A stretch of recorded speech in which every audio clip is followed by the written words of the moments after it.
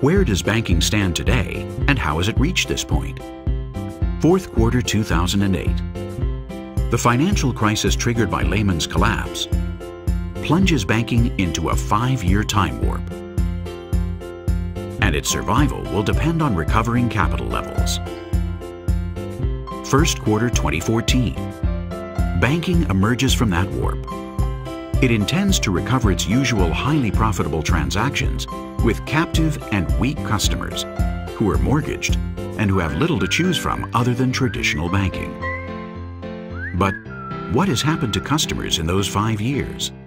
A very large number of customers has chosen to use their smartphone and/or tablet. At any given time, they know where their friends are, where they're going, and even their mood. They know each professional and personal detail about their contact. They can use it anywhere and at any time, and they feel comfortable about it. Now they can take smarter buying decisions. They can easily choose one or another option by a simple click. Consumers feel that when they perform transactions through a digital channel, the balance of power is shifting, and now they have control. Consumption of financial services is not immune to this new scenario. Consumers are reaching the first level of the hierarchy of human needs in Maslow's pyramid. Self-esteem. Permanent connectivity has become a hygienic factor and a point of no return toward digital banking. What has happened to traditional banking in those 5 years? It has managed to survive, but it now faces unexpected problems. The customer's behavior has changed. Shadow banking has emerged, and new players have arrived on the scene. The image of banks has taken a severe battering, while the new players have many fans. Users have no problems in sharing their details with the new players because they feel that their data are used to their benefit.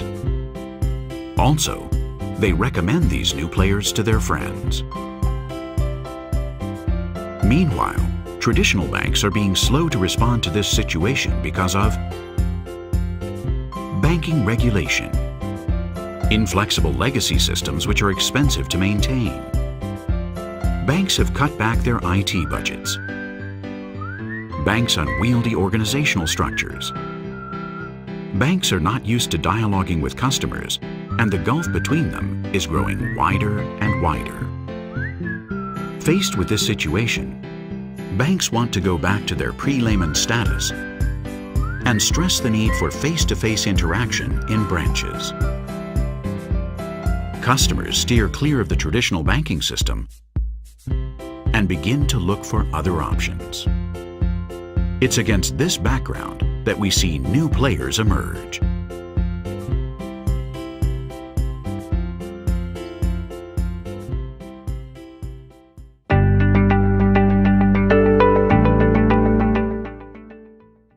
Banking is destined to become a utility if it doesn't take steps to redress the situation.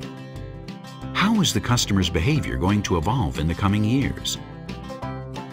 Customer behavior is changing and will continue to change retail banking through the 4 evolutionary stages. First phase, Internet banking. Internet becomes the priority access point to the bank, and the branch becomes less important. Second phase, mass adoption of mobile devices. Through bank websites and apps, customers can meet all their banking needs except for cash transactions. Third phase, mobile wallet. This involves replacing the credit card with the cell phone and the gradual disappearance of cash and branches. If only 50% of cash transactions are replaced by electronic payments, the current model of branches and ATMs becomes economically unsustainable. Telephones are used as a channel for day-to-day banking, and the bank account becomes a commodity, which no longer requires a full banking license. And phase 4, everyone is a bank. Because cash disappears, banks lose their dominant position in retail banking. The usefulness of banking products is linked to the process of buying the product in question, in the right place, at the right time. And anyone has the opportunity of becoming a bank. For example, a business school, a travel website, or a furniture store, which directly finance their customers. If banks lose daily contact with customers at the expense of other operators such as telcos or internet giants, then they will be relegated to the position of utilities. The new value of banking is not so much being a bank, it's more a question of understanding the role its products play in the consumer's life and making these products available in the right place at the right time and in the right way.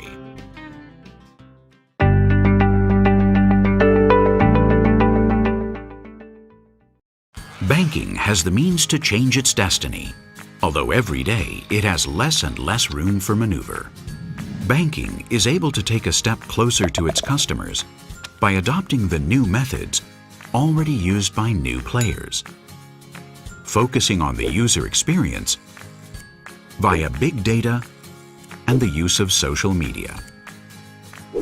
Banks' current problems with their customers arise due to the poor user experience they provide in an isolated way for each one of their channels. Most customers use the website as the core channel. They use their cell phone to carry out simple actions, as it is still an emerging channel. Their tablets for queries and simple transactions from home. Call centers when they have a problem or they can't find something online. ATMs for withdrawing cash. And branches as a residual channel, when they can't do something through other channels or they need advice. Branches provide psychological support for elderly customers, but not for the rest of customers, the majority, who have less time and prefer the internet. Branches have to evolve toward a less branch philosophy, with more profitable and specialized branches, focused on advisory services and not on transactions. In the long term, only a small number of flagship-type centralized branches will remain. ATMs will continue to exist as long as physical money continues to circulate, but cash will probably be phased out at some point over the next 10 years. In the near future, ATMs will probably be integrated with cell phones until they end up fading out of the picture.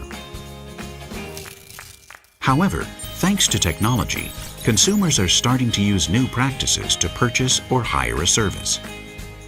They have access to much more information, allowing them to compare products easily, to receive customized offers while they're buying, and lastly, they quickly tell other people about their user experience. Banking needs to advise their customers at that initial stage, enrich their offering during the buying process, and help them to easily recommend their experience. As things stand today, it doesn't do any of these three things. Big data is becoming a competitive advantage in all sectors.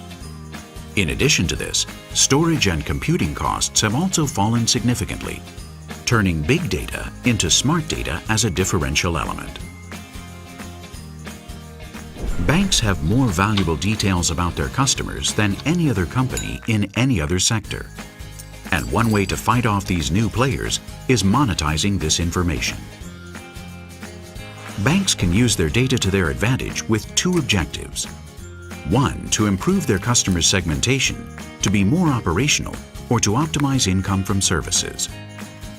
Two, to propose products from other sectors to their customers. Meanwhile, social media now have a massive presence, and customers now hope to use them to find their bank. This is an ideal opportunity to bridge the gap between the bank and the customer, because it allows the bank to have a better understanding of customer needs, to provide them with a better service and assess their risk more easily. They can be used as an additional low-cost distribution channel.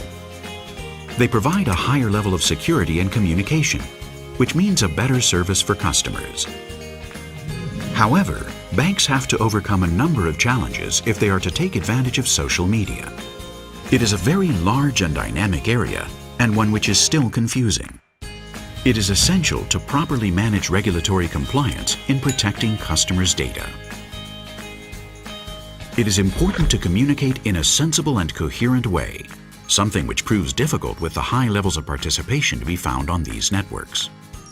The best social banking platform does not work unless there is a change of mentality about the way banks operate.